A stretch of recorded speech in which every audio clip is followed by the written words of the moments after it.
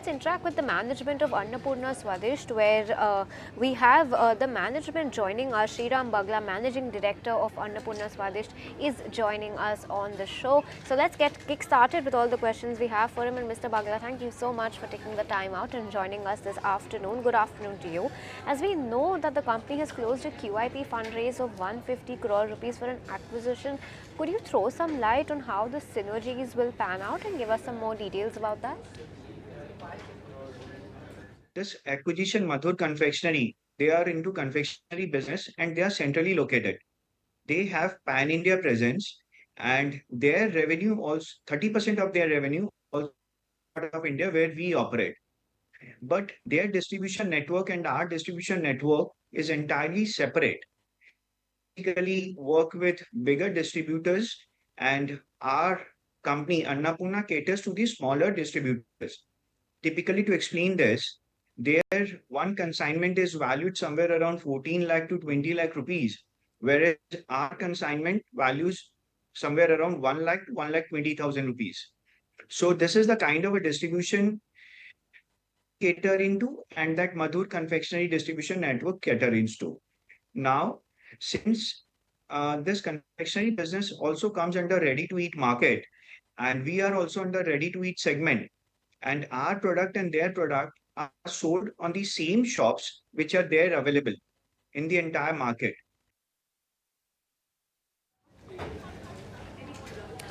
All right, Mr. Bagla, tell us, how do we see Annapurna Swadisht in the next 5 years in terms of growth in the top line, the margins? Give us a sense of that. But going forward for 3 years, Annapurna itself should be somewhere around close to 700 to 800 crores in terms of revenue. And Madhur Confectionery could be somewhere around 300 crore in by the year 2027. Financial year 2027, if we talk about, the combined entity should somewhere be between 900 to 1000 crores. This could be the revenue for the next 3 years. And if it confectionery together, then EBITDA margin, since in the confectionery segment, we get very high margins compared to the segments which we operate into right now. So that blended level, the margin should be somewhere around 16 to 17% at EBITDA level.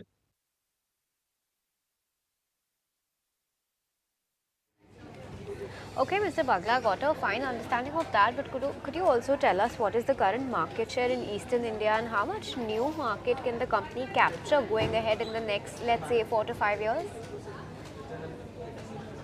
In terms of market share for Eastern India, this Western snack segment, probably we are at the highest level. Even if you see, you can compare us to a company based out of Guwahati, Kisle.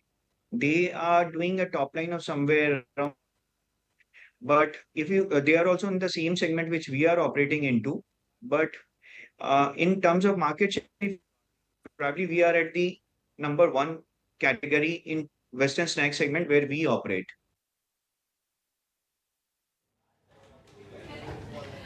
All right, thank you, Mr. Bagla. Thank you so much for joining us today and taking the time. If you like this video, then like, share and subscribe to ET Now.